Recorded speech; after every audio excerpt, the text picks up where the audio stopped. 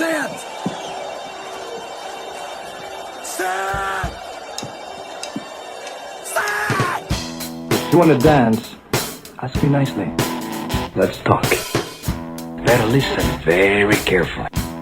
No problem. You having fun? No! Thanks.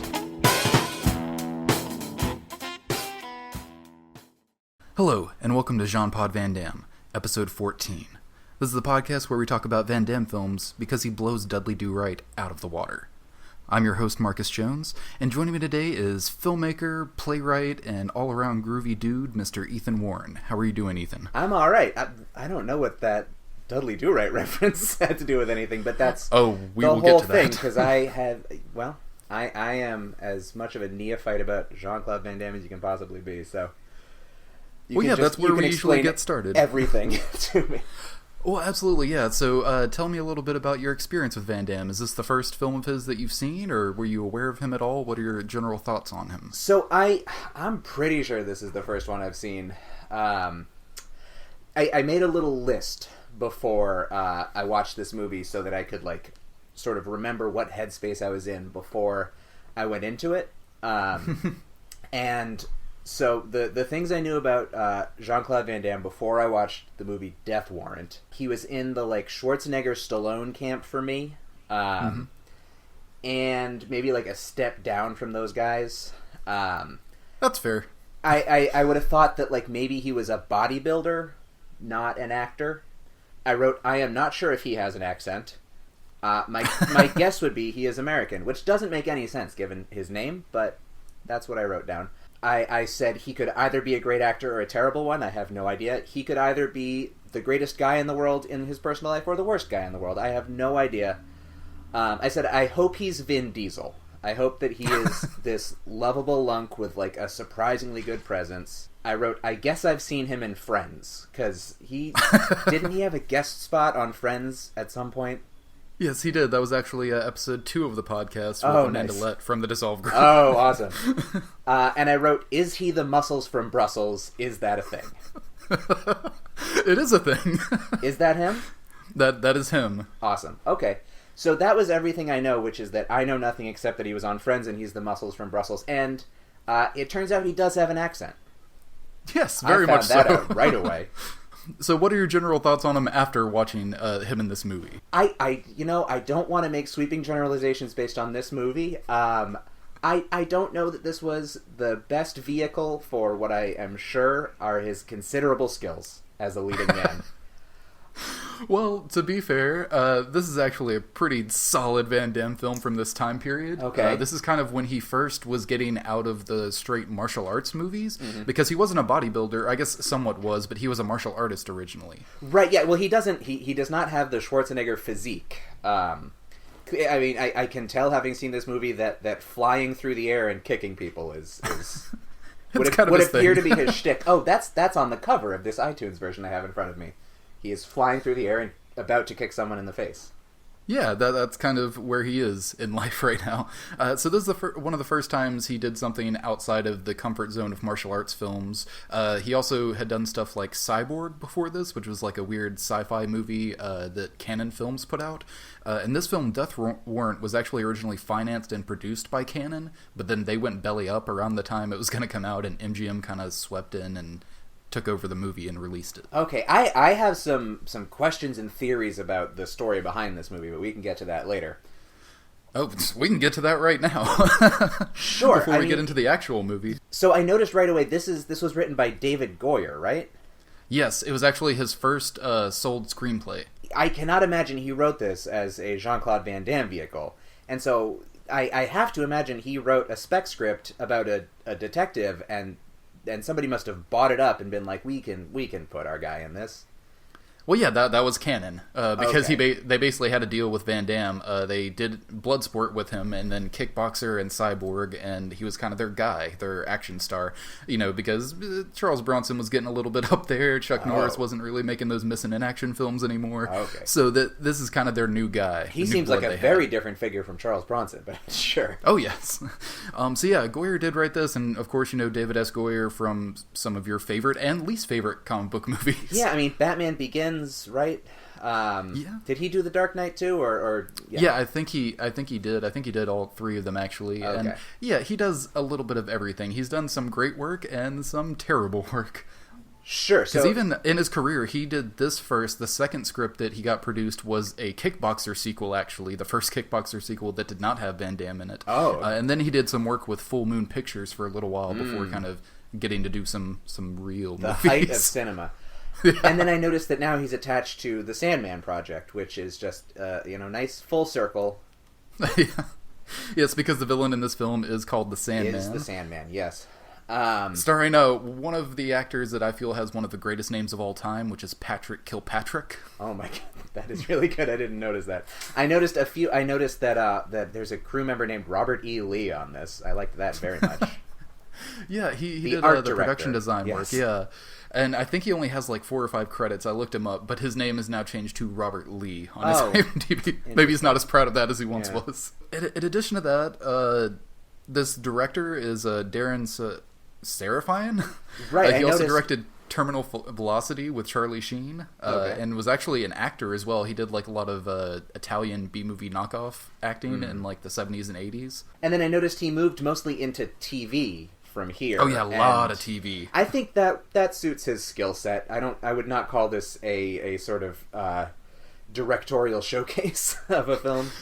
It's not, but it's competently directed. The Absolutely, action is it pretty is good, very intense. competent. So since you don't know too much about Van Damme, so he's had a lot of ups and downs in his career. He got kind of very big in the late 80s leading into the mid 90s. Then he got a little bit too famous for his own good, kind of developed a drug problem, had some divorces and stuff, a bunch of bombs, and then he was in direct-to-DVD purgatory with, all his other action mates, like even Steven Seagal, who was actually also up for this role, and he beat him out for it. Interesting. So what is like peak Van Damme, like when he gets too big for his britches? What movie is it that like he jumps Street the Fighter. shark? Street Fighter. Okay. Yes, absolutely. Released the same year as Time Cop, which was the last episode, which was one of his biggest hits. And Street Fighter was also a huge hit worldwide as well, but got completely destroyed by critics. And then after that, he did a couple more films that kind of started making less and less money until kind of the late 90s, where his last theatrical release movie was a Universal Soldier sequel that did terrible. And then he was just direct-to-DVD for about 8 or 9 years until he came back with this movie JCVD. Now that where he I kind heard of played, of, yeah. a skewed version of himself, which is great. And then he's kind of been on the upswing since then. And all in all, like everything you were asking, it kind of both. Like, he seems like a really good guy and has a good sense of humor about himself, but, he also has had his problems. And, yeah, he actually can be a really good actor. He just, of course, in these early films and even a lot of his 90s work, didn't get a chance to show that very often. Well, it seems like he, like, all of these guys, like Schwarzenegger and Stallone, and it feels like the world has just moved on from these kind of movies that, like, were built around them. And Seagal, same thing. Like, this is just like the most 90s movie I've ever seen. And Hollywood's just a different place. I mean, even just building movies around big lugs, like Vin Diesel has his XXX franchise, and there isn't the place in the marketplace for these things the way that it used to. Even like in the VHS era, when I would walk into my local video store, like every title on Van Damme's IMDb, it's like, oh yeah, I walked by that VHS. Yeah, the my covers, childhood. what they Yeah, look yeah. like.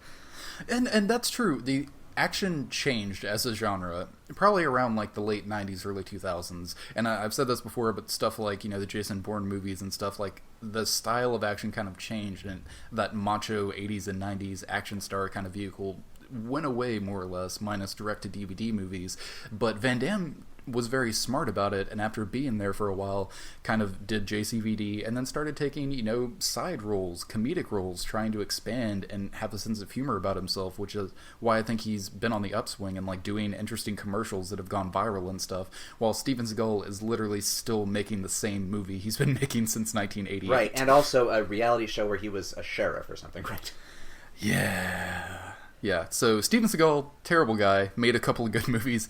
Van Damme made a ton of movies, some not so good. Seems like a pretty decent guy. Well, it would seem like having a sense of humor about yourself, if you're a guy like this, is just so essential to like staying in the marketplace. Or you could be Schwarzenegger and go off and, become a politician. I suppose you could. You could. So I guess before we get into the actual movie itself, I'll kind of run through a few tropes of Van Damme films with you, since you haven't really seen many before. Right. And there are a few that show up in quite a few of his movies, and this one is no exception. First of all, his nationality is, and even stuff with like Schwarzenegger, that's usually an issue. Either they don't address it at all, or they come up with kind of the lamest excuse possible of why he has this accent. And in this movie, which will make reference to my Dudley Do-Right thing at the beginning. He is a Mountie, right. He's a Mountie, yes. Okay. I was wondering about that. I was like, did they just send him down from Canada so he could have a French accent? Yeah, pretty much. Okay. Like, that happens a lot. Like, even stuff like Hard Target, he's, in Louisiana and New Orleans, so he's like Creole. And yeah, that usually happens. Usually, even if he's an American technically in the movies, he's like, oh, but he was born in France or something. Right, just drop that one line in there to, Yeah, so here he is a Royal Canadian Mounted Police officer. It seems like a real missed opportunity to never put him in that uniform. I know. Like, how can you tease that and not deliver at least something? Like, when Like he a showed photo up in to a get this newspaper. case at the beginning, he should have been in that outfit. Yes. So, in addition to nationality, of course, personal vendetta against the bad guy is always a big one. Oh, that's a thing? Huh. Yeah, that's always the thing. Pretty much. Sometimes he just happens to get thrown into something, but usually it's, they killed his wife, they killed his brother. Here, they killed his partner. Oh, see, that's really interesting, because I'll just say that is sort of one of the things I love most about this, is that it feels like a sequel to a movie that doesn't exist. Like, the first 10 minutes almost feel like the last 10 minutes of another movie. It absolutely could have been. And I think that's just so cool, is like to just drop me in medias res to the climax of another movie, and then like 10 minutes in we get the first scene of this one where it's like, hey, and here's this guy that you love from the other movies, and now he's going to prison. Yeah, exactly. Well, and that's just the way a lot of these action movies are set up. You need to start with a big action set piece to throw you into this world, and then we can get started with the actual story. Right, You don't and have slow starts in these movies. But it's not like James Bond where like it's an unrelated set piece. Like there's the James Bond thing where for 10 minutes you have a little short film, and then the proper film starts. But, well, I guess you may sort of think that's what it is, because the Sandman is ostensibly dealt with, but then, spoiler alert, we'll see him again. Yeah, he comes back in the third act, of course. But until then, we have this whole separate movie in the middle. Mm-hmm. So in addition to that, of course, the thing he's probably most well known for is doing the splits. Which he's even done in like the Volvo commercials and stuff Sure. like that. He doesn't do any splits in this movie per se, but I also sub these in is when he does like spin kicks or flying spin kicks, which he does quite a few of in this film. He does quite a few, but not as many as I might have thought up until the ending. Yeah, not as many, but yeah, usually they come in succession. They're like 3 or 4 at a time, and that's how he takes care of someone. One that doesn't show up in here, or actually 2 that don't. One is drinking and or dancing, which leads to fun scenes in a lot of his movies, but none here. And of course, there's no kind of like tournament or anything like that. Although I assume you could refer to this as a cage match. Sure, and he drinks a little prison wine, doesn't he? That's true. I didn't even think of that. I didn't count the prison wine. Okay, so all the tropes are here minus a tournament. Yeah. So yeah, he does drink prison wine. In addition to that, there's usually a lot of slow-mo action and screaming really loud and slow-motion screaming, which is here in spades. Yes. And of course, nudity and or shirtlessness. He's super naked at one point. Oh yeah, he is completely naked when he's in the hole Yes, in prison. in a non-graphic way, but... Yeah, usually you get a bit more of, like, bun shots in his movies. There's usually, like, he has sex with whoever the woman is in the movie for whatever reason, because he needs to have a case of the not gays. Right. And then he will usually... You don't see anything of her, usually. She's covered with a sheet, and then he will stand up to put his underwear back on, and you'll see his buns glimmering in the light, and then he'll put his underwear back on. Well, they do, there are plenty of very tasteless prison rapes references in this, so, Oh, yeah. Absolutely. You can replace that with your butt work, and then there is the I guess obligatory makeout scene with the female lead that feels very out of nowhere. Oh yeah, no, he gets laid in this movie because of course he gets laid in this movie. Yeah. But his partner that he's working with on the outside, who's this lady that isn't even a cop or anything, she just works for like I guess the Secretary General or District Attorney, whoever the name that guy is. And yeah, so after getting some information, after he'd been in the hole and been beaten up, so we see him naked and dirty, but then they meet up in a trailer and they're explaining information to each other, and then they just end up fucking. Yeah, in a scene that feels like weirdly depressing. Like it's he's very traumatized and she had just been traumatized too, because she had just been frisked and made to strip naked for the guards that hate him before she's allowed to see him. Yeah, it's a very sad little sequence in the middle of this flying kick movie. Well, and that's one of the things that I think is the funniest and the worst in the direction of this movie, is that there will always be really dark, depressing, kind of violent scenes, or like terrible things will happen, and then you'll cut to the next scene, and it'll be like upbeat, happy 80s music. Yeah, I mean, we should just get into it, because this movie is sort of fascinating in terms of just like what a mishmash of things it is.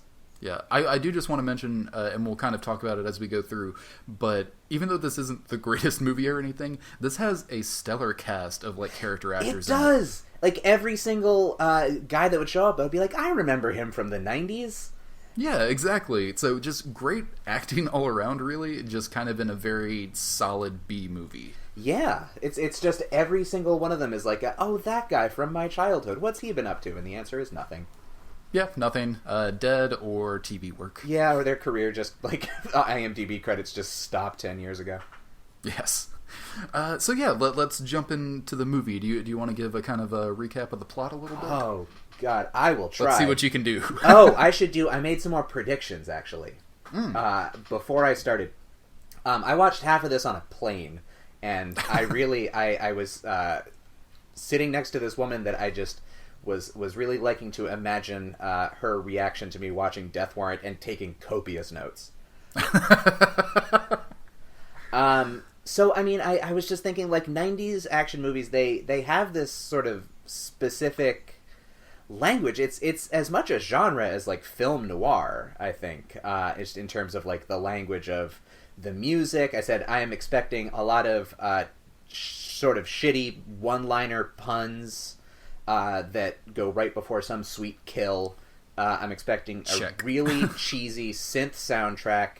I'm expecting some questionable racial stuff, that is like the first thing that you get. So yeah, and like from the minute it starts, I was really happy because even though I don't watch a lot of these movies, like it just put me back in the place of my childhood. Like, when did this come out? 1990. 1990. I would have been 4 years old when this was released, and so I was growing up with this kind of thing, like on the background in the TV all the time, with like the saxophone music scoring every single movie, or at some point like sort of weird ska music, and at one point the score is using record scratches. Yes. And so I feel like I love this kind of movie before I've even seen one of them, because like it was our cultural language as kids, and like, you know, the McBain parodies on the Simpsons, like, oh, yeah. I know this movie before I've seen this movie. It's comforting in a way. It is, yeah. I mean, I have nostalgia for something I've never seen. Well, then I think you will become a Van Damme fan yet. I'm sure. I mean, yeah, like, I could totally see, like, if I was sick and just, like, didn't want to have to actually, like, put any work into what I was watching, this would be very comforting. Yeah, honestly, most of Van Damme's work, at least in the 80s and 90s, make for great hangover movies. Sure, yeah. First things I say is, I guess he has an accent, and then questionable 90s racial stuff right off the top. Because the first thing we see is these very, very 90s gang member sort of caricatures. Mm-hmm. And with this comical music that feels like it's something out of a cartoon, and you're like, how self-aware is this movie? Or, like, were the cliches just not cliches yet? I think they were on the verge of becoming cliches. Like, I think it was kind of a little bit of an 80s hangover leading into the 90s, but the 90s would take until the end of the 90s to realize that.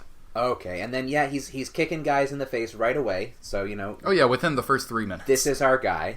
And then, there's this great shootout, sort of, like I said, the climax of another movie is happening in this abandoned building where, God, what is his name, the character's name?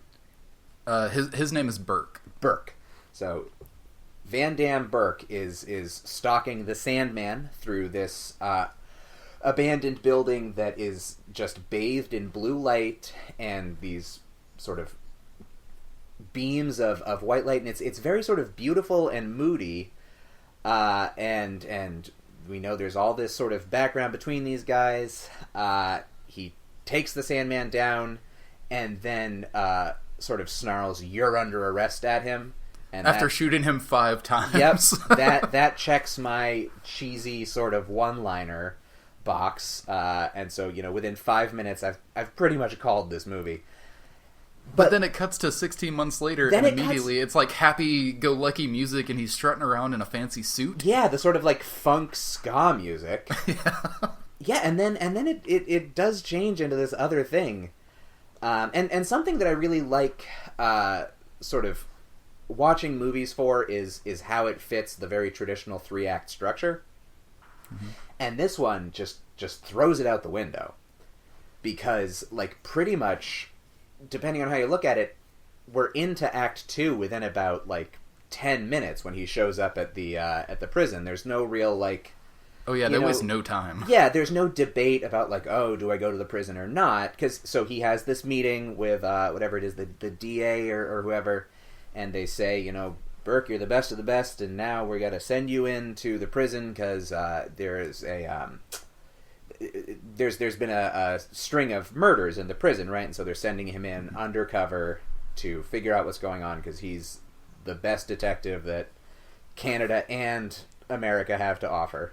Yeah, which is weird because this is taking place in L.A., and he is a Canadian Mountie that traveled down to L.A., tracking the Sandman, this serial killer that killed his partner and that he'd been after. But then for some reason, I guess he just stayed and got offered a case here in America to go undercover in a prison. And they use the throwaway line of like, well, you're a Canadian Mountie, so no one will know you here. Right, and he obviously just blends right into a crowd. He is this impeccably groomed, beautiful man who just, throw him into prison, he'll just blend into the group, apparently. Exactly. I do also want to point this out is before he gets to the meeting, there's basically kind of movie shorthand for how great of a guy he is and how he's the best at his job, because he walks into the police station for his meeting and he's just like giving people high fives, hugging cops, shaking everybody's hand, which why would anyone know him? He is a Canadian Mountie. He came down here on his own, kind of against what people were telling him. He was like a bad cop on the wrong side of the law in that first scene. But now he's like buddy-buddy with everyone at this police station. I mean, it kind of reads like they're still congratulating him on the whole Sandman case, which it must be exhausting for whatever, a year he's just wandering around with everybody adoring him. Can't a guy just get a beer without being hugged for taking down the Sandman? He gets offered to do this undercover mission. He's kind of like, oh, I'll think about it. And then he talks to Beckett, played by Cynthia Gibb, outside, the lady that's going to be his contact on the outside. And they kind of have a little bit of back and forth where he's like, hey, you're a woman. Can you do this? And she's like, hey, I'm a woman and I can do this. And, they start to fall in love like that, I guess. Right. I mean, it's the they've got to be at odds at the beginning so that we can have the inevitable lead up to the romance. And there's a lot of foundation laying for the fact that she is like the surrogate daughter of the DA, essentially, right? Well, yeah, because we have to be subtle about who the bad guy is. Right. Very, very subtle. Yeah, and then something else I noticed is his character is just not a lot of fun. No, not really. Yeah, he has not a whole lot of sort of lightness of touch, and I feel like you would want your central character to maybe have a few more shades of characterization, yeah, and maybe be fun to watch as opposed to any scene that he's in. I'm looking for anybody else on the scene, and they do pretty quickly start surrounding him with these very colorful characters. So it's like, oh, okay, well, I guess I'll look at that guy. He's basically just a surrogate hero. He is just bland hero doing good guy things. And I think the only thing that saves that a little bit is that Van Damme just kind of has a natural magnetism and presence. Sure. And he has that foreign nature to him, but he is a very bland action hero in this. I mean, he can give you, like, an intense stare like nobody's business. I'll just wait till you see him winking at you. Oh, but I did find myself thinking, like, I wonder if this character was different in Goyer's script and what it would be like if you had an actor who was, like, actually an actor. Like, I was thinking, if you put a Baldwin into this role in the early 90s, you might be, you know, playing a whole different ball game. Well, let's just say there's a long spectrum on the Baldwin scale between Daniel and Alec. Well, I would still take any of them. Or like, you know, there's the Bruce Willis Die Hard paradigm where it's like, that's a guy who knows how to play different sort of ranges of vulnerability, and you throw him into this cage situation, and there's just a lot more going on. Oh yeah, and Van Damme has actually done a couple of Die Hard on In a Blank movies before. I mean, wasn't every single movie in the 90s just Die Hard in a... Yeah, mostly. Yeah, I actually write a column about them. Oh, nice. Yeah, one of the next people that we meet is kind of the rough sergeant head guard guy in the prison, named DeGraff, who's played by Art LaFleur, who has such a good 90s face. He was, oh God, what is he? He's the Sandlot or Field of Dreams or some baseball movie from my childhood.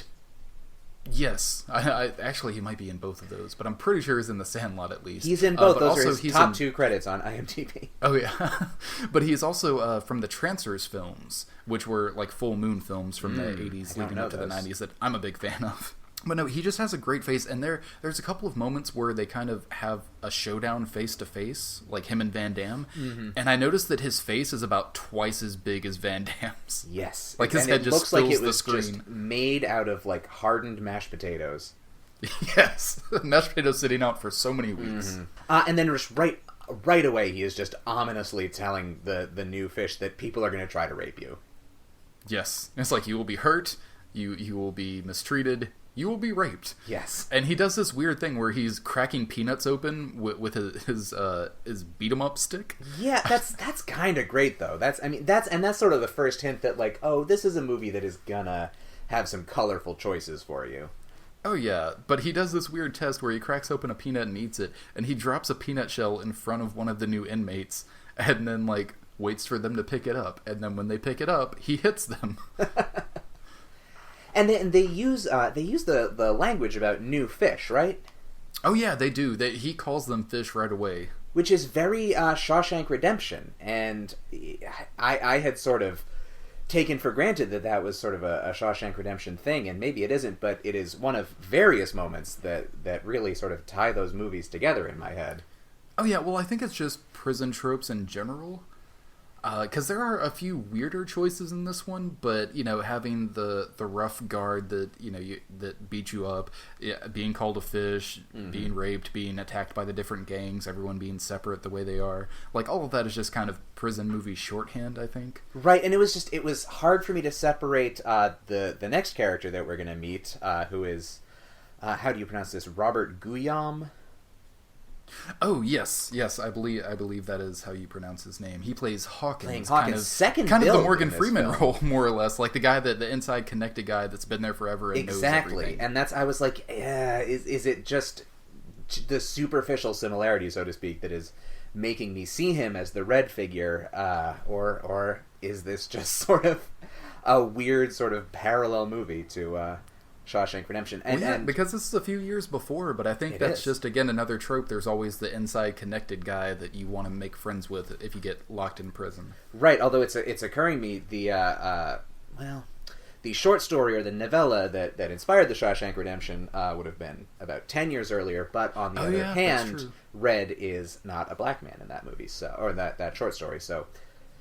You know. That is true. So yeah, I don't know. I guess it is maybe just kind of prison shorthand. Prison shorthand. Again, it's easier to have that character. So like, oh, that's who Van Damme goes to. That's who gets him the information he needs to know. He gets him connected in there. So we don't have to worry about writing too much for the main character. Right. And it does the fact that he is a black man allows them to indulge in a very sort of 90s, I would say, indulgence of just using the N-word left, right, and center.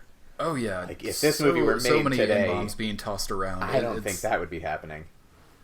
Yeah, I mean it happens sometimes in these sorts of movies. Maybe not one as silly and actiony as this, but a lot of more serious kind of prison movies do tend to have like those racial relations problems in it. But I think that's maybe just like what people know of prison, or maybe even, you know, of course, what goes on in prison. Sure, yeah. I mean, Quentin Tarantino obviously will be using that word till the day he dies, or until he makes his 10th movie and retires, as he claims he will. Yeah, we'll see about that. I will eat my shoe if he retires after 10 movies. Yeah. So we also meet his cellmate. Yes, my favorite character up until a certain point, when I develop another favorite character very intensely, very quickly. What is his cellmate's name? I can't. I have no idea. I just finished watching this movie. I could not tell you his name. He's just the kind of scrawny, punkish guy with tattoo. Scrawny, punkish guy who, yeah. Let's see, I'm trying to scan through my notes to remember what about these guys jumped out at me. It's just, there's a lot of the word 90s shows up all over my notes. But yeah, I mean, he's just this fascinating sort of live wire character who gives you something very much to pay attention to and look at when Mr. Van Damme is just sort of being squired around the prison, not doing a whole lot. And sort of becomes like his friend character, at least like someone he's okay with, because of course initially he tries to intimidate him and he's like, hey, you want to sleep in this? You gotta pay me money or you gotta punk, which means I get to rape you. Oh, that's what that means? Yeah, pay or punk, because punk is like means you get down on all fours and then you pay. Oh, you gotta pay or punk. And of course Van Damme's like, no, I don't pay, I don't punk, and lifts him up off the ground and pushes him against the wall. He's like, I was just messing with you, man. Come on. Oh, that this guy would think he would be able to punk that guy. This guy who looks like Robert De Niro on terrible, terrible heroin. Yes, pretty much. He kind of looks like early '90s Sam Rockwell, just kind of dirty and grungy. If Sam Rockwell and Robert De Niro had a baby, that would be this guy. It would be this guy. Yeah, so he kind of starts going through the prison, not really making friends, being threatened by pretty much everybody. Right, and there's these very strong sort of racial divides, which again, we get my problematic 90s racial shorthands. Oh yeah, there's just like, so there's kind of the white skinhead guys, and then there's the Latino gang members, and then there are the black inmates, and everybody hates everybody. Everybody hates everybody. But again, I guess that kind of happens in prison. People stick to their groups and stuff for protection. But again, I don't know. I haven't spent much time in prison, so that's just kind of what I know from movies. Virtually none, aside from a field trip I went to the local police station when I was a very small child. But did you get scared straight? I very much did. But there is something to the idea of this movie, I think, which is that like it's basically like a hard-boiled detective noir that takes place in a prison. That's pretty interesting. Like the murder mystery that is stuck in this confined location with so many regulations on it. That's a pretty great premise for a film. It's not handled the best though, as far as the detective element of it. Yes, well, and that's again where like he just doesn't really feel like a detective to me. No, again, that's why like his earlier movies where he was a martial artist totally work for him, because he fits that bill. But yeah, being like a undercover detective that's figuring out what's going on the inside, not so much. And so maybe this is sort of where they're being like, well, okay, so what could this guy be? Could we have him as the detective cop? And no, we'll cross that one off the list. Because he's just like a Canadian Mountie. Another thing that never really gets explained for a lot of his characters is that they just happen to know martial arts most of the time. It's like he's a Canadian Mountie. Maybe, you know, he keeps himself in shape and stuff, but there's still no reason why he should know all these martial arts moves and be such a great fighter. Well, that was not such a huge problem for me, because it's just cool. Yeah, well, he's Van Damme, so that's what he's gonna do. And then there are some like sort of not bad filmmaking flourishes. There's some nice frames and compositions in here. I very quickly felt like I just wish this movie was about Hawkins, Robert Guillaume. Oh, yeah. No, he is a great character. And also, I really enjoyed Priest, which is the other guy. Yes. Now, that is my favorite character in the movie, and the moment where I was just like, wait, what movie am I watching? Yeah, because there's like a prison underbelly. Like they go downstairs. Yeah. and Oh well, Priest- you are skipping over a pretty major sequence, but that I don't. Oh yeah, just go right ahead. Well, I don't want to forget the laundry brawl. Oh yes, because we get another great character actor / stuntman, Al Leong shows up, who you might know from like Die Hard, Big Trouble in Little China. He was Genghis Khan in Bill and Ted's Excellent Adventure. Okay, I don't remember him from any of those because there's just too many other faces that I remember in all of those. Well, in Die Hard, he was one of the main terrorists, and you might remember his scene where they're all like kind of waiting downstairs with their guns, and he like grabs a candy bar and starts eating it. I'll take your word for it. Oh, okay. I'm sorry. Am I the only one that remembers every single frame of Die Hard? Possibly. I've watched that movie so many times. But yeah, I mean, so he's down here in this laundry room, and he has a broken broom and chain fight with some music that sounds very much like it's out of like a 90s arcade game. Yeah, pretty much. Even the way it ends, it's very much like he ends up breaking Al Leong's head through like a washing machine. Right. And it's very much as if like you threw somebody into a pinball machine. Yes. And oh god, I'm actually just watching this scene on mute right now, and without the sound design, the fake punches do not really they don't connect as well. Yeah. But my other note during this was, are these guys under this little supervision that they can just have a brawl in the laundry room? It seems that way. And also, like, how are you sneaking a chain like that around? Yeah, although we will learn this prison is not exactly being run by what we would call sort of moral regulation. That is very true. I guess we can kind of...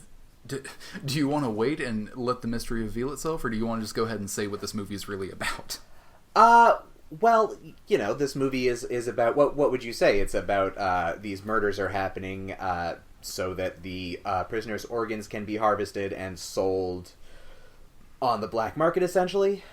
Yes, that is pretty much what's happening. It's also one of the lamest excuses ever, because when we find out who the real bad guy is, he basically says, like, oh, I did this for my wife, she needed a liver, and I couldn't get one no matter how much money I had, so I basically bribed the guards and found a doctor in this prison that would kill inmates and take their organs, and then we fixed up my wife, but then we found out we can make a shitload of money doing this. Yeah, I'm not sure that passes Occam's razor. I think you could have probably found a simpler way to do that. Yeah, especially with that much money, like, you can knock your wife up on the donor list for a liver. So, but to jump back to where we are, then as we are moving through the prison, there are some really lovely shots here, in terms of me ragging on the director earlier. For example, he's moving through the prison, and we get this great sort of point-of-view shot with this wonderful music that's just tracking down the cell block. You're seeing the characters, you're seeing all their spaces, and it's really sort of more stylish than I realized this movie was going to be. It is, but not exactly in the best way, because, like, when Van Damme goes to, like, the black side of the prison, like, you do see his POV, and you see everyone's reaction to him walking through, which is kind of a cool shot, but the whole time they're playing very, like, wicka wicka. Oh, well, like, I said kind that of was, hip-hop style music. When I say it was great music, I was speaking in the fact that it delighted me. Oh, yes. Yeah, I mean, it's pretty questionable, but at the same time, like, it's just... There are more flourishes to this than I was expecting from the cover, where it just sort of looked like it was going to be very dour and gloomy. Which it tries to be sometimes, but again, it's an 80s/90s action movie, so it immediately has to do these weird pickups and just kind of be more lighthearted than it should be. Right, well, and to an extent, I sort of am looking for the David S. Goyer in that. Well, this is very early, so there's not a lot of that. Because, again, the second movie he wrote, which was Kickboxer 2, The Road Back, it's kind of along this line. Like, the characterization is basically not there, except for some of the side characters. It's very a simple written story as, like, okay, we need to get here, they need to hit each other, the end. But at the same time, if you are... I mean, I think he was in college when he wrote this, right? And oh, so yeah, absolutely. If you're trying to get yourself noticed, as, you know, you're writing this spec screenplay out of your dorm room that you want to send around town, then it would make sense to put some sort of wild and out there stuff in there so that people can say, and this is now where the point we're at, did you read that script where they go underground at the prison and there is a sort of den of transgender prisoners being led by a man named Priest that I thought was Kareem Abdul-Jabbar? I did briefly. He kind of looks like a mix between Kareem Abdul-Jabbar and RuPaul. Yes, perfect. And this is the point in my notes where, in all caps, it just says, "What is happening?" Yeah, well, that, again, kind of a wonderful shot, because there are different levels to the prison, and I like the lighting choices in this, because it goes underground, the lighting gets a bit softer, and then it's kind of like these pinkish tones and stuff, and there's, like, sheets hanging everywhere, Yes. and it is basically like a prison brothel down there. It's very like Arabian Nights, yeah. Yeah, very much so. And yeah, Priest basically is like the pimp of the prison and has all of these ladies down there that people can pay to have sex with. Are these ladies? I mean, more or less. I mean, it's an all-male prison, of course. Right, okay. But, I couldn't tell if you meant there were actual, Oh, no. But, yeah, he basically, I guess, I don't know how much it is, like, people that wanted to do this and are making a little bit of cash on the side with it, or if he could be a completely terrible person and abusive and forcing these people to do this. Oh, he's like the hero of the movie in my Yeah, mind. I know, but he seems like a halfway decent guy. Like, he kind of runs the sleazy underbelly of the prison, but he helps out Van Damme. He seems to have connections for a price, help you get He what you want. gets his hero moment at the end. He does, and then he takes an axe to the belly. But again, though, I mean, you mentioned, I think, that, like, this sort of feels like prison as a city is the idea here, and that's pretty cool, too. Like, there's the different neighborhoods, and that's where the sort of murder mystery noir thing works really well, or they make the prison work to the advantage of that story. Well, I think that's always a strong thing to do in prison movies, is to make it its own little contained world, because that's kind of what it is. It's, a little bit skewed from maybe what it is on the outside, but, they still kind of have their class levels and their racial barriers, and just kind of like, it's a tiny world with all of these kind of, possibly violent or crazy people, or people wrongfully accused, all kind of mashing against each other. Right, and they do that, say, in Shawshank Redemption, but in this, like, they really sort of go all out with the production design, and that there is an underground brothel that, like, where did they even get all the pillows and sheets that they would need for that? Oh yeah, absolutely. Like, they obviously have some great hookups, but that is something, like, it's always more of like an open, free prison that has stuff like that. Because so many times in this movie I was like, how is everyone's cell just open and they're just all hanging out everywhere? Yeah, I don't get how prison works. This looks like a pretty sort of loose security going on here. And then, just to jump a little forward in the plot, we start to sort of figure some things out. I found the actual plot of this very sort of hard to follow, and I think it may be because I am just not versed in the 90s action movie plot delivery system. But we do get to a scene that I just adore, which is that he calls his partner on the outside, who is posing as his wife, Amanda Beckett, and she picks up the phone, and she is just cramming pizza in her mouth. Oh yeah, and she has like some Budweiser sitting there. Yeah, Like, and it's a Pizza runner beer, for the man. scene that doesn't have anything to do with anything except that she's constantly chewing and going, "Sorry, I'm just eating dinner." And are we just trying to humanize her and make her look like this cool, what Gone Girl would call the cool girl who loves to swill Budweiser and cram pizza in her mouth and do police work? I guess, because it's certainly not like a pizza product placement, because you don't get to see like what brand the pizza is, but it did make me want pizza while watching it. And perhaps some Budweiser. I wouldn't go that far, but I definitely wanted some pizza. And yeah, and then, they sort of start to figure some stuff out, and Yeah, so let's try to run through what this actually is. Okay, so they start by being like, there's been like 9 inmates that have gotten killed at this point, all kind of along the same lines. And they didn't have any connections, except that they were all healthy and stuff. Right. So there is a doctor in the prison who's actually, I forget his actual name, but he plays Quark on Deep Space Nine. Yes, and fun fact, he is not Dan Castellaneta. No, Which he I is not, but he looks very, assumed very he similar. was for like the first couple of scenes. I was like, oh, this is interesting to see him in this role. But Yeah. it is not. And then there's also another character actor who plays, I guess he's an inmate, Oh, but he that works in the guy. pharmacy. Who was also on Friends, I think. Yes, he was also on Friends. And had a name that I found difficult to pronounce and then have lost in all of my IMDb and notes. But yes, just so much good 90s faces, as we said. Oh yeah, because actually the same year, that guy that played the inmate pharmacy assistant was also in Home Alone. as Of course the he was. cop when the mom is going to report that her son is missing, and he's just like eating a donut and it's falling all over the papers he's writing for her. So we meet all these kind of people, but yeah, so the pharmacy guy was also the roommate of the cellmate of the last guy that got killed. Okay. And he kind of slips a little information to Van Damme, like, I can't talk about this, they'll kill me, but he didn't deserve this.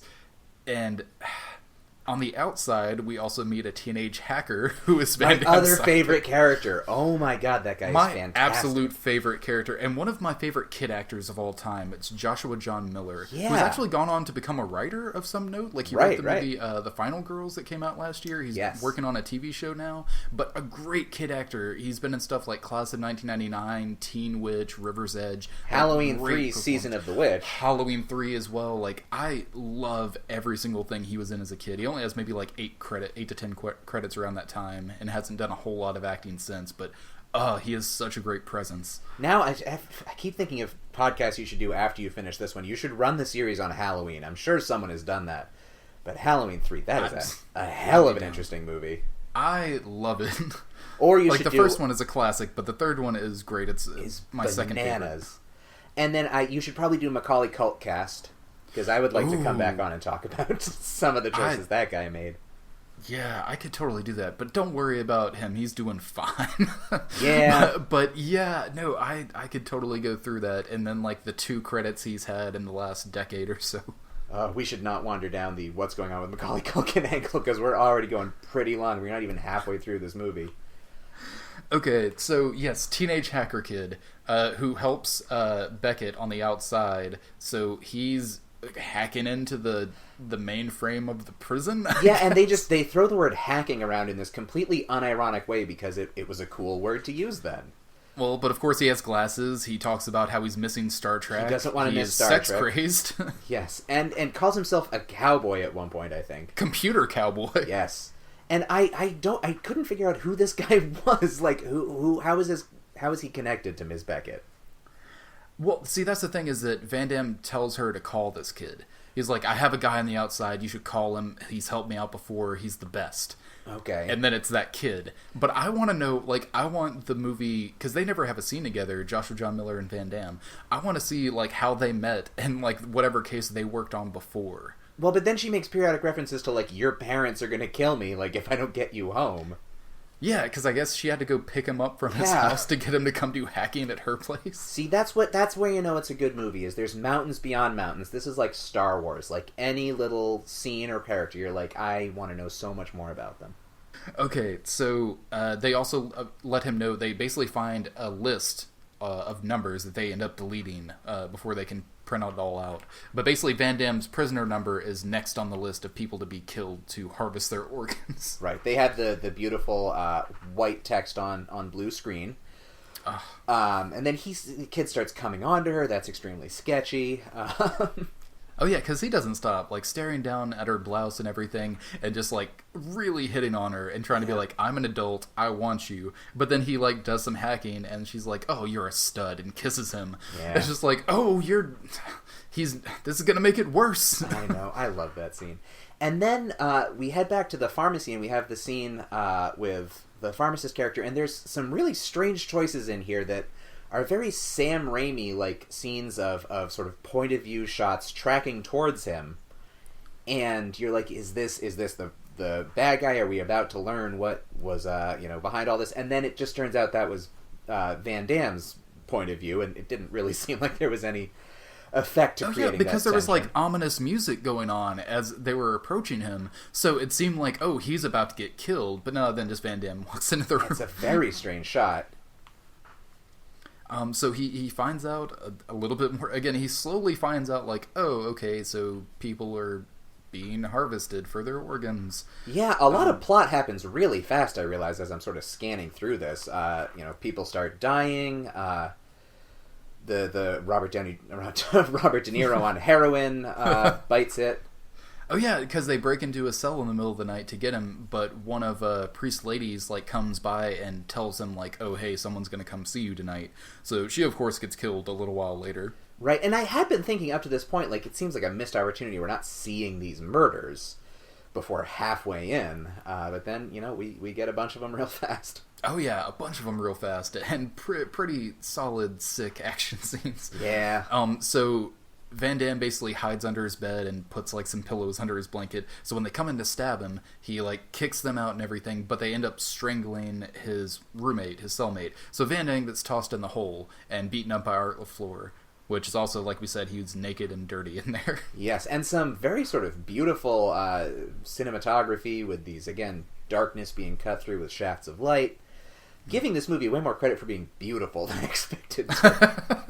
I didn't really expect you to say that either. Because you said that at the beginning, that you're like, I wouldn't call this a greatly directed movie, and I'm like, it's actually pretty decent for what it is. It is. Yeah, well, I mean, there's good elements, and then there's sort of very, like, clunky, sort of indifferent choices, I think, that mash up against each other in a way that I do think is really interesting. Yeah, it works pretty well. So also the pharmacy tech guy, he gets set on fire, which is I think is a great scene. Yeah, that's a really interesting scene because it's all sort of close-ups on like hands and matches and gas cans, and you're cutting from him begging for his life to these very intense close-ups of items, and yeah, that's some... Yeah, a lot of shadows, and yeah, then you see like a gas can and a hose, and they spray him down with gas, pour gas in there, set him on fire, so you see him burning, and then they cut to an outside shot of the prison, and there's like the glass with all the wires in it and stuff, and he's just like on fire, banging against it, and you see it break and blood splatter. Oh, Lord. Yes, you do. But I don't know why they go through all the trouble of trying to hide who is doing the killings, like what prisoners are doing it, because it's not even like revealed in a big way later. It's just like, oh yeah, those guys, that makes sense. Yeah, it does feel like they're trying to goose tension that is going to lead to a payoff that doesn't pay off that way. And also, I sort of had the sense that the Sandman was going to be coming back, and so I was expecting that it was going to be his hands doing all this, but that's not quite how it ends up playing out. That would have made more sense. Like, right. Maybe he's just kind of underground in the prison, and eventually Van Damme runs into him. But no, like, it's just a big thing in the third act that he gets brought in, and it's these other two guys that Van Damme met once. One of whom is actually Camel Criffa, who is an old friend of Van Damme's and has been in several of his movies. The one that had the kind of the mohawk and the tattoos on his head. Right, okay. That one I don't recognize. And then we get this extremely uncomfortable sexual harassment scene. Where Ms. Beckett comes to visit the prison and gets, it is implied, extremely sort of molested by these guards. Oh yeah, so of course we have to follow that up with a sex scene. Since we got you all hot and bothered, we need to finish it off. Oh yeah, because you were gotten hot and bothered with naked and abused Van Damme and a woman being sexually harassed. So, of course, sex scene. That makes the most sense. Yeah, it's weird. In that trailer, he's just coming up behind her. She's trying to talk to him. He's, like, smelling her and just kind of going for it. He hasn't been anywhere near a woman for goodness knows how long. What, a week? 2 weeks? Has it been 2 weeks? I don't know. The sense of time in this is There's a little sketchy. There's no way he's been in here any longer than a month total. Yeah, fair enough. But, that's Van Damme. He can't go more than a week. There you go. Oh, and now here we are outside with Priest in the yard, and just the best costume choices with the very long white fingernails and the red scarf. And I would watch a whole movie about just Priest and Robert Guillaume very easily. I would watch their Shawshank Redemption. Yeah. Get busy living or get busy dying. But again, and it's also was weird to see Priest out in the yard, because I kind of assumed he just stayed down there in his comfy palace that he has. But just see him walking around the yard, I was like, how does he not get attacked by people? Because it seems like he's kind of a scrawny guy. Like, he's not really buff or anything. I guess maybe he's connected, but at the same time, I don't know, it seems like all the rivalries going on, like, they would get attacked pretty easily. Oh, I just get the sense that, like, Priest sort of runs this place. Sort of this low-key underground, like, you don't mess with Priest. Yeah, so I guess maybe both of them, both Hawkins and Priest, kind of are stand-in for, like, the red character. They're both kind of the connected ones in the prison. And then I guess we move into Act 3, and here's the Sandman showing up in, I believe, a straitjacket. Yeah, a little bit, yeah. Would say to me, don't bring him into a prison.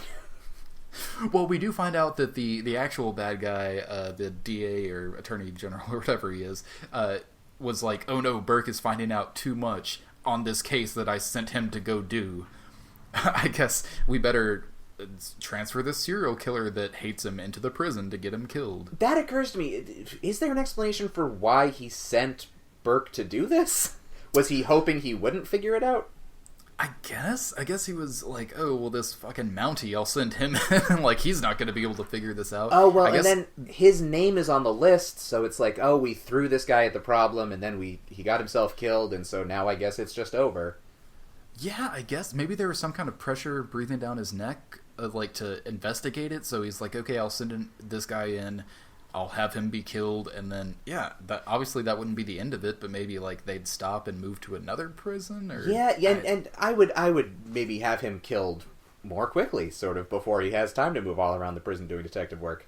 Yeah, doing the job that you hired him to do. Yes.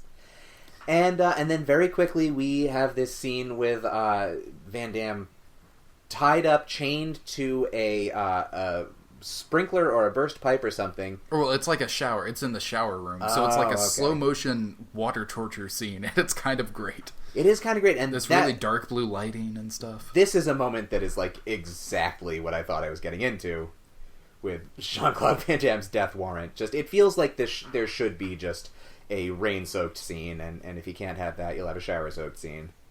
Yeah, and I don't think I've seen this movie since I was a small kid, or at least like much, much younger, but Sylvester Stallone around the same time, maybe a year or two before, also had like a prison movie like that called Lock Up. And I wonder how similar these two movies are, because I feel like what you want out of a Van Damme prison film is going to be more like Lock Up, where it is just like taking place in a prison, instead of this, which has like a scene or two of like prison type action, but there's all this outside story going on that takes away from it. Right, and that's where it does feel like he got shoehorned into something rather than building a vehicle around him. Mm-hmm. And I feel like we should acknowledge, when you and I were trying to choose a movie for me to do, you said you should do this one because it's right up the top. This is like pure Van Damme, like in its sort of entry point form.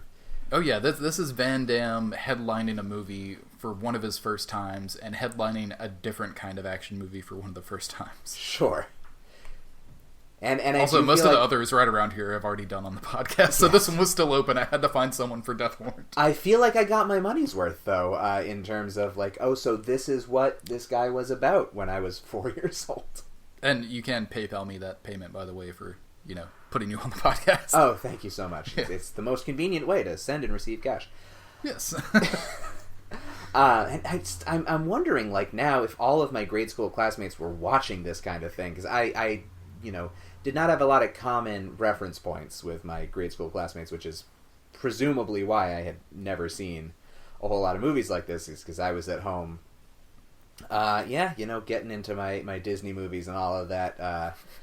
While real kids are watching Death Warrant. Well, if you had met the kids in my class, I think I had a lot more Death Warrant than Lion King kids. Also, the guy that plays Hawkins, Rafiki from The Lion King. Yes, of course. Which apparently I was surprised, because he even continued to do that voice into Timon and Pumbaa and stuff like that, like the TV show that came afterwards. Huh. Well, he wasn't doing a whole lot by then, although he was Benson, a very popular sitcom. Yeah, I actually never saw that, but I really wanted to search it out because I really love that actor. Oh, he's great. But it apparently ran for 7 or 8 years, from the late 70s to the mid 80s. Which is presumably why he got to be second billed in this film, which seems like a very strange choice, given his actual screen time. I was kind of surprised. But then again, everyone else in it isn't that big of a name. Van Damme probably is the biggest name in this at this point, at least as far as movie star goes. So, and then sort of shit starts to hit the fan in a way that I found hard to follow. So, Beckett goes to a party held by the Attorney General, her sort of mentor, surrogate father figure, because she thinks that the murders have been masterminded by Keene. Yeah, he's more like the DA guy, I think. Right, is that the bald guy with the mustache? Yeah, it's the guy that should have been Jesse the Body Ventura. Oh, it should have. So she thinks he did it, but then it turns out actually the Attorney General did it, and her father figure has betrayed her. And she's getting this phone call at the same time where she's learning information, and she doesn't know she's actually in the room with the killer. And that's, that's a pretty solid sort of thriller setup. Well, it happens in kind of a ridiculous way because the hacker, Tisdale, calls her and is like, I tracked where the other entry point for the mainframe was coming from, and the number is 555, blah, blah, blah. And she repeats it out loud, and it's, wait a second, that's this guy's number that's in front of me. Yeah, so you take your shortcuts. So he explains his whole thing about trying to save his wife, and then he just started to make money. And he pulls a gun out on her, but then the wife comes in. And he just, pauses and gets tears in his eyes and then just lets her go. Like, he is now destroyed. Well, this is clearly a man with, some substantial emotional difficulties and, volatile behavior would seem par for the course. Yeah, but again, if you're going through all this trouble and harvesting organs of inmates and stuff like that, you figured you'd be a little bit more hard on the person that just found you out. Not oh no, my wife is here, she saw me with a gun, I guess I better stay here and explain to her what's going on instead of stopping the person that's about to ruin me. Well, and maybe this is the point where we understand why there was all that track being laid about how he's her surrogate father or whatever. Yeah, because, of course, they have a bit of a red herring with the Keen character, and but it's pretty obvious from the beginning that, okay, this guy is obviously the bad guy, even though it makes no sense for him to send in an undercover cop to figure it out. See, and I didn't necessarily pick that up from the beginning, but I'm also an extremely sort of trusting viewer. I never guessed the twist before. Well, they're kind of really obvious music cues at times, to where he just gives her these looks, and then a little bit of light ominous music plays, and it's oh, okay, so bad guy. I do also want to point out, let's talk about this. Why is this serial killer called the Sandman? Couple of thoughts on that. Are there references to dream imagery?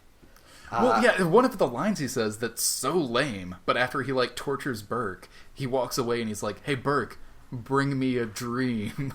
Right. He starts laughing. Yeah, and then I watched through the credits on this, and the end credits has a, your perfect cheesy 90s power ballad that the chorus uses the phrase, bring me a dream, a reference to the song Mr. Sandman, which is just a crazy choice. Which I'm kind of surprised that wasn't the song that played in the end credits. What, just Mr. Sandman? Yeah, but I guess that's been done so many times before, and he's such a small part of the actual movie, it wouldn't really make as much sense. Well, you still built the whole end credits song around the concept of Bring Me a Dream, which doesn't really make any other sense. Yeah, because your villain literally has maybe 10 minutes to 15 minutes of screen time in the entire movie. But they are quite the minutes. Yes, they are. So as everything kind of comes to a head, Sandman tells everyone in the prison that Van Damme is a cop. Right. So everyone, of course, hates him and wants to kill him.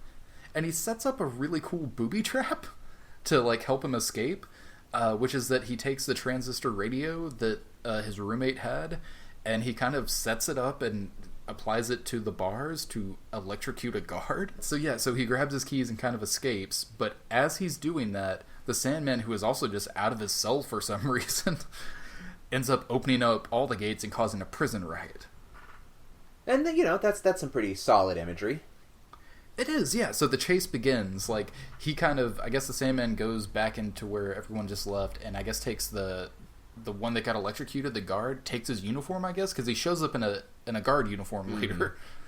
But yeah, so all the prisoners are just chasing after Van Damme, and, Hawkins and Priest end up showing up and helping him out, because, yeah, they're about to kill him. Art LaFleur and the two inmates that are killing everyone, which, again, spiking people to the head, that's something we should have actually seen in the movie, I feel like. What, somebody getting a spike in the head?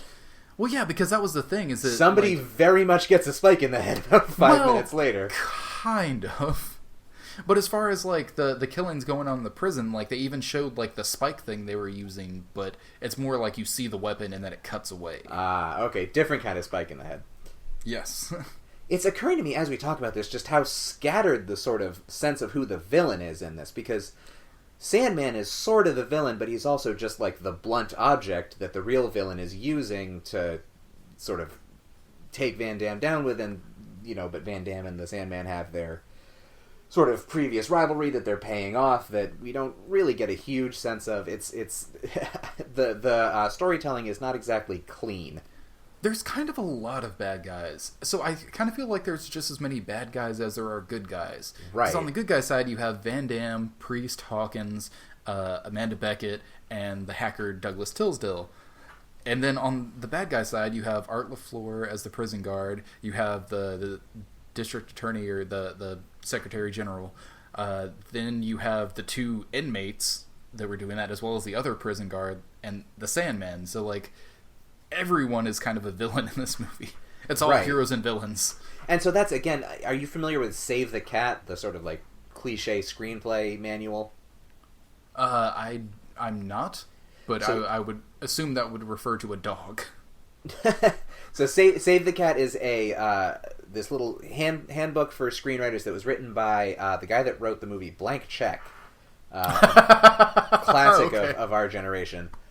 And it lays out this very intense sort of step-by-step rubric for what a three-act structure looks like and what, like, sort of good filmmaking storytelling is. And this is just sort of the antithesis of, like, he is all about, like, you set something up on page 10, it is paid off by page 70, and everybody you meet in the first 10 minutes has to be the important people by the end. And this is just very sort of scattered storytelling. And maybe that's why I found it a little hard to follow. Well, I mean, it's a decent movie, but it's no Blank Check. It's no Blank Check. Oh my god. Well, yeah, it's... If you read that book and sort of internalize it enough, it kind of ruins movies for you because you realize how many screenwriters just took that as gospel. Yeah, but again, I mean, you have time, because of course, you never want to kill the animals and stuff like that, which happens rarely. That's always the thing, like, dogs and cats getting out of crazy situations, but sometimes they do get killed, and it's kind of interesting. Like, Yeah. John Wick was built upon that. Like, Oh. they killed a cute little dog in the first 10 or 15 minutes, and again, he's allowed to kill whoever he wants now. You killed a dog. Well, and so that actually... So what Save the Cat refers to, sort of side tangent, is that this book suggests that if you are going to tell us that your character is worth rooting for, then they need to have a moment in the first 10 minutes of the movie where they do something sort of generous and sort of unrelatedly heroic. And his example is just have your character save a cat. And that'll that makes just... sense. We will be in for the whole rest of the movie. And there isn't really a moment like that. I kind of for feel the Van thing I Damme. mentioned about going around the police station and everyone seeming like they love him and hugging the lady cop and shaking people's hands. I feel like that's supposed to be like, oh, this is a good guy. Well, that's telling, not showing, so... That's true. So, and now we've just completely hit pause as we move into the heart-pounding climax where he's being chased through the prison, and that's a pretty great setup for a climax, though, where just the inmates are just out and rioting, and, pretty classic, prison movie stuff. That's how the most recent season of Orange is the New Black ended. Like, if you are stuck in a locked environment with nothing but dangerous criminals, there's good optics to that. Well, yeah, exactly, and that's a good place to start. But you know what? I feel like it's missing, says David S. Goyer. A boiler room and fire. Oh yeah. Well, I mean, this is a 90s action movie. There has to be. And it's weird because at times, especially when they get into the boiler room, it has an aesthetic of like a Nightmare on Elm Street movie. It totally does. Or like the end of Terminator 2. Yes, very much so. Also, I do have to mention this because, okay, so Priest and Hawkins are helping Van Damme escape to get to the outside so he can, shed light on what's going on. And Art LaFleur is kind of chasing after them, and he... With a shotgun. With a shotgun coming after Hawkins. And so Hawkins moves, but he has been shot at this point.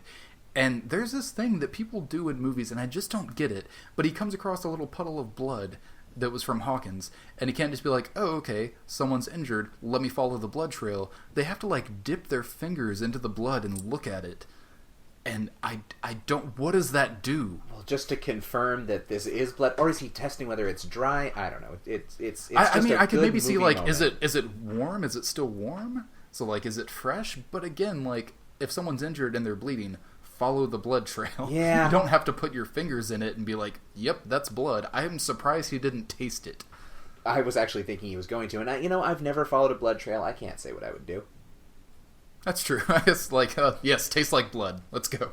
And then he gets it from behind by Priest, right? Yeah, Priest. Yes, Priest takes blows him down. away with a shotgun. So he has his heroic moment, which is kind of great, but then he gets killed almost immediately, like 2 minutes later. A lot of shotgun on shotgun violence for this prison. Yeah, but we switch it up a little bit. Sandman gets Priest with an axe, and just axe to the belly. Oh, very The Shining. Yeah, he had a question to axe him. Oh God. I'm sorry. Was that a line in the movie? No, that was a note that I made. Because I would have believed it, given my earlier reference to 90s puns. I think I just made a worse pun than David S. Goyer would have made. That was in the first draft, and he was like, nah. So that's too much. It's too much, guys. So, of course, after being killed, it's basically a game of cat and mouse, and Sandman is after Van Damme. So Van Damme stands up, he's wearing like a dirty wife beater, and one of the best shots of the movie, in my opinion, is when he's just like screaming, "Come on!" and he puts his arms up in the air, bulging his muscles, and the camera spins around him. And then he immediately gets a wrench thrown at him. Well, I mean, that's really the first moment we've seen in this movie of just this man is a physical specimen. Oh yeah, no, you see, because again, even before when he's like naked and stuff, like you can see he has muscles, but they're not shown off as well. And when he's in the hole, he's like dirty and like cowering and stuff, so he doesn't seem like that much of a physical presence. Yeah, and a weird thing about the early scenes in this is it is sort of doing that thing where it tries to convince us that this like Adonis of a man is just like your normal average Joe, and I think the two best examples are Jingle All the Way, where Arnold Schwarzenegger is, I think, playing a Midwestern mattress salesman. No reason for him to be in such great shape. Yeah, no lampshading on that at all. And then my favorite is The Room, where Tommy Wiseau, this whatever ambiguously Austrian monster of a man, vampire alien, is playing an everyday man named Johnny who works at a bank. And there's a sense of that here where it's like, I have this shot talk about firm mashed potatoes. Yes. That's Tommy Wiseau body. They're not firm. But we have this shot of Van Damme who is just looks like a Greek statue, and this whole movie I've been expected to believe that he is just essentially like a beat cop or a beat mountie? Yeah, more or less. Yeah, he's basically like a beat cop, a detective. He carries a 6-shooter. Kind of thing. And you could make something out of that if now we have this. I mean, I'm freeze framed on this shot, which you should put online or something. Like, it is an extraordinary image. And if we were all leading up to the moment that like now like the prison has driven him insane and he has become this screaming monster, that's good writing. That's a good idea. Yeah, and it doesn't quite land that way, and then a big wrench gets thrown at him. Oh yeah, no, that's the thing, is it immediately takes away any like effect it might have had of him just like, I'm tired of this, come on, let's do this. He just gets a wrench to the face. Yeah, and then the Sandman is looming above him, very very Nightmare on Elm Street, and now that I think about it, he is the Sandman. Yeah, I know. So that's kind of a weird connection. I guess maybe David S. Goyer was like really into Freddy Krueger, and he's like, no, I'm going to make a serial killer, but like a real one in a prison world. Yeah, and again, I to get back to that point, that I feel like David S. Goyer is sitting in his dorm room, making up his spec script, and he's like, Sandman, this will be my like iconic image, and people will read this around town and go, oh, we got to make the movie about the Sandman. Yes. I don't know. There's some pretty solid action going on in this, but it's kind of your standard stuff, like, oh, they play cat and mouse, he hides, they hit each other, he turns on a saw, they try to put each other in the saw, but neither one can get it. Right, and there's a ton of just, like, somebody getting punched and going, ugh, and someone else getting punched and going, ugh. Yeah, pretty much, and all the inmates end up being above them and kind of watching the fight go on. Yeah, which also, by the way, he Sandman throws Van Damme like over the edge, and he falls like 4 or 5 stories down, it seems like, and just like lands on his shoulder. Totally fine. Well, he's an impressive physical specimen. That would have been broken to shit. I feel like there are a few suspensions of disbelief in a movie like this.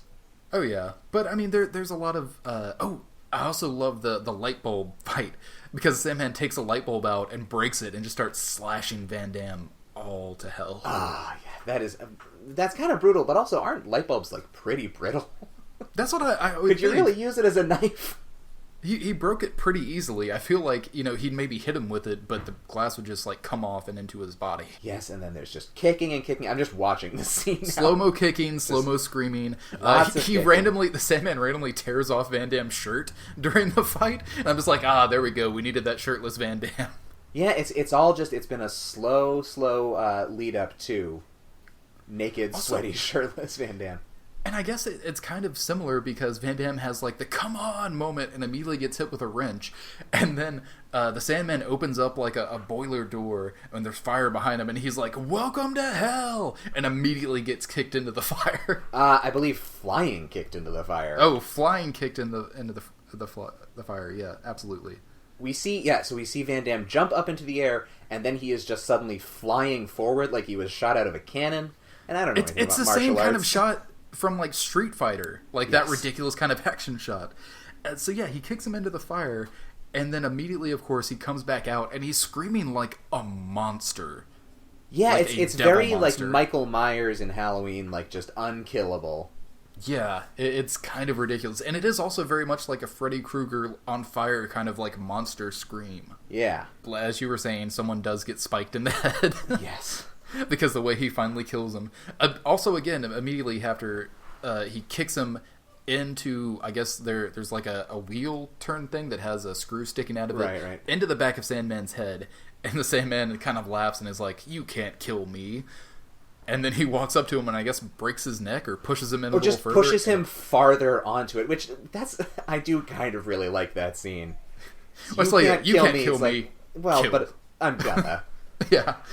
And again, I kind of expected, because it had been a while since I'd seen this movie, I kind of expected him to come back one more time, but he didn't, sadly.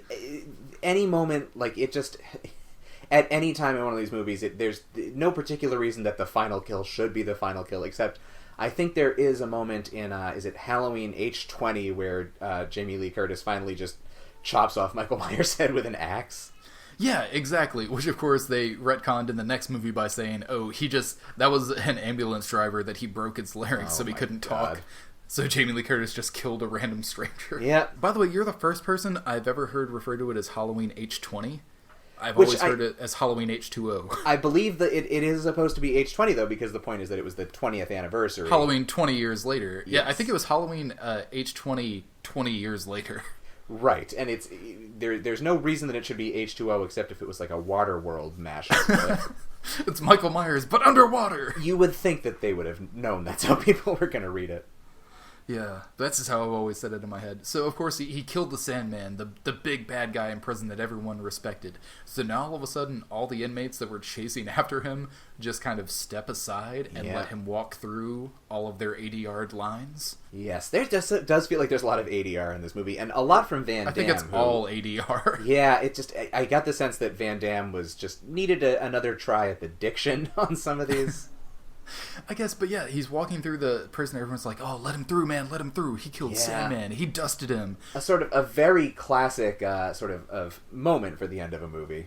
Yeah, he gains the respect of the people that were after him. Let him through. He had the fight of his life. So then outside, all the cops and everything are swarming in to stop the prison riot. So out of the car comes Amanda Beckett, who is, of course, going to meet him triumphantly for a kiss. But also standing right behind her is Joshua John Miller, the kid hacker. Is he there? There's this one shot when they first get out of the car. He is right behind her. You can see his face. But then he is not seen again. He is not in the end. They have no interaction with each other like, "Oh, thanks for the help, kid. No problem, boss." None of that. Missed opportunity. Yeah, he's in that one scene and then, doesn't get a line, doesn't get anything. But, of course, I wonder if there's something on the floor, the cutting room floor, because they brought the kid there. There had to have been, but when they actually meet and kiss and everything, he's nowhere to be seen. When it kind of pans back as they're walking away, I looked and could not see him anywhere, so I don't know what the fuck is happening there. Yeah. Again, now I'm just thinking there should have been, an Indiana Jones kind of franchise that... he was a short round. Exactly. There should have been another adventure for the two of them. I would have loved that. Fly kicking Mountie and the computer hacker. So he walks out of the prison. He's all jacked up. He's carrying Hawkins out, and they have their little moment where he's like, I had to give a life for the life I took. And then they meet in the middle. They kiss. fun music starts playing after all of this happened, and then they just kind of pan out and credits start.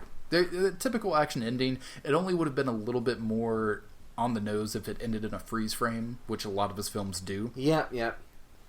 And then 16 months later, no. Yeah, 16 months later, another adventure with Hacker Kid, which I really want to see.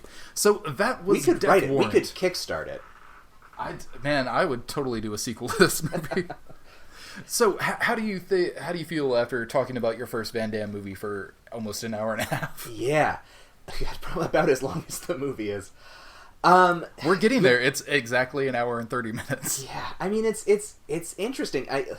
I think the ending really represents what I thought this movie was going to be. Like, I thought this was going to be sort of a tournament style thing where he was going to have to, like, you know, kickbox his way through the prison.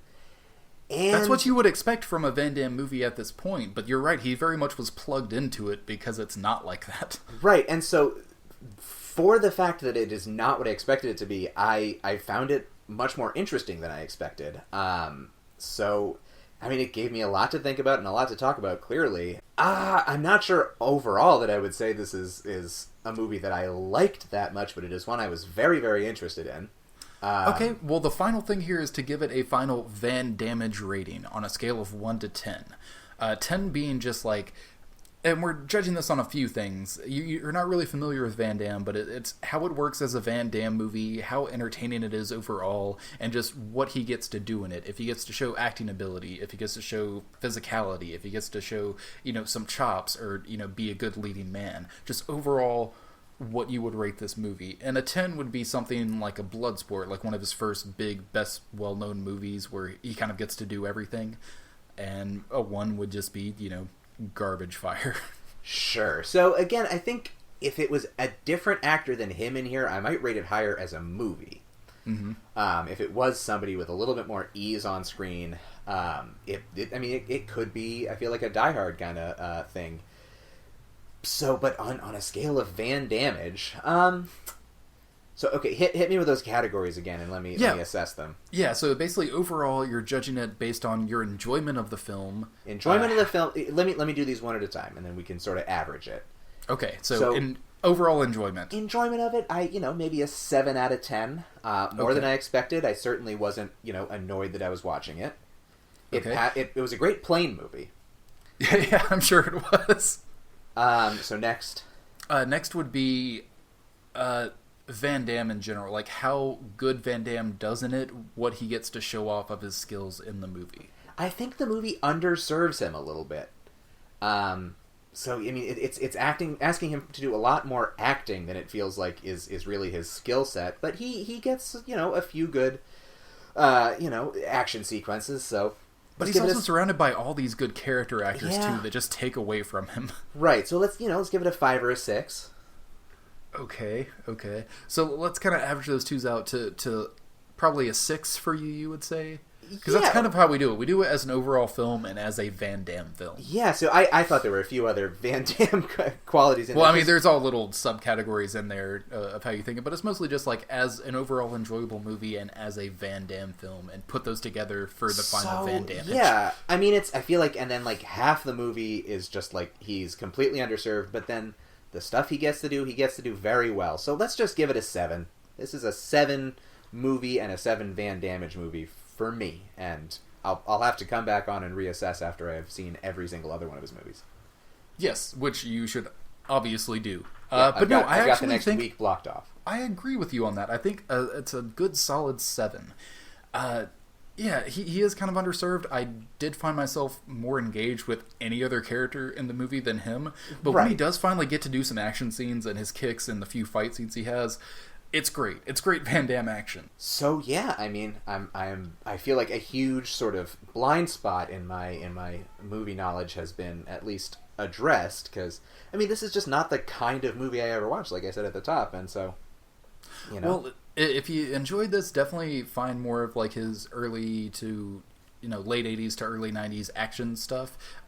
If you want to try something different, you can go for more of the late 80s action comedy kind of stuff he made, which, dependent on your taste. You can watch the movie with him and Dennis Rodman called Double Team, but it depends on what kind of movie you like. I mean, at this point, I'm most curious to go find JCVD, but maybe I need to get a little more under my belt before that. Oh, I was going to say, I think you should, because that movie is great by itself, but it does work if you have a context of what his career was and what he is known for. And then there's a new Amazon show, isn't there? Like Jean-Claude Van Johnson. There it is. Is that a vehicle for him?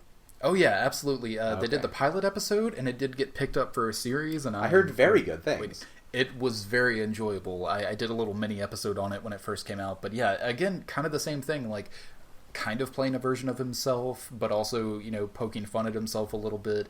He actually has really good comedic chops, which has come to light more recently, and stuff like that, as well as like Welcome to the Jungle, which is another movie he did, kind of making fun of his persona. But he actually has really good comedic chops if he's given a good opportunity to use them. Yeah, I mean, you got to figure out sort of how to make your gifts work for you as you get older. I assume that he cannot do quite as many flying kicks as he used to. Yeah, I mean, he can still do the splits like nobody's business, but yeah, no, he can still do action stuff, but obviously he's getting a bit older, so playing more interesting side characters, villain roles, and, you know, comedic roles, that's kind of where he's going now, and playing with his image and stuff has really been good for him, and I think helped the way he's viewed by people, because it's like, oh, he's in on the joke, like, he gets it, and he's charming. Yeah, I respect that. Yes. And now I'm curious to go look up, who he is as a guy. You say he might be more of a decent human being than some of his compatriots. Oh yeah, definitely. Well, I mean, he's an animal lover, definitely. He, again, has had some drug issues in the past and went through a few messy divorces and stuff like that. But overall, seems like a pretty decent guy. Yeah, you can't blame somebody for a few bumps in the road.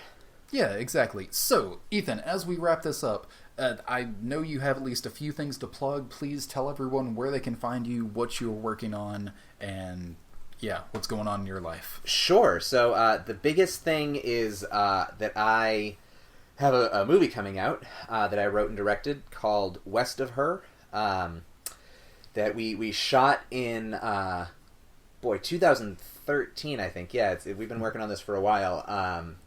It is a road movie. It's a romance that is about two young strangers who travel across the country participating in a mysterious sort of guerrilla art project that may actually be more of a conspiracy type of thing. And we did it sort of on a real shoestring scale, but with some really high production values in terms of just we took a great camera out into these incredible landscapes all over America, from the Rockies to Monument Valley to Texas to Tennessee, and you just sort of what I pride myself on is that you get more of a sense of sort of the sprawl of America than you get in most sort of micro-budget movies, which this very much was. So yeah, you can learn more about it at westofher.com, and we are very, very, very close to finally signing the distribution deal that should have it onto iTunes and all your favorite on-demand platforms within a few months. Excellent. And there's that. And then the most recent thing is if you then go to Amazon, too, there is now a collection of plays that was just published that has a piece of mine in it. You can check out, if you look up Stage It, 10-minute plays, there's a piece of mine in there called Ode on a Donut Shop that is a sort of hallucinatory, absurdist story about goings-on late at night at a donut shop. And yeah, I'm doing a lot of playwriting these days, heading up to Alaska this summer for a playwriting conference to work on some stuff, and hopefully I'll have some more stuff to put out there in the world soon. Absolutely, that sounds amazing, and I really look forward to seeing your movie. I hope it comes to streaming soon. But yes, thank you very much for coming on this show. If you end up discovering another Van Damme film that you are excited to talk about down the road, you are more than welcome to come back. Thank you so much for having me. That sounds like fun. Yeah, so thank you, Ethan. Thank you to you all for listening, and we'll see you here next time on Jean-Claude Van Damme.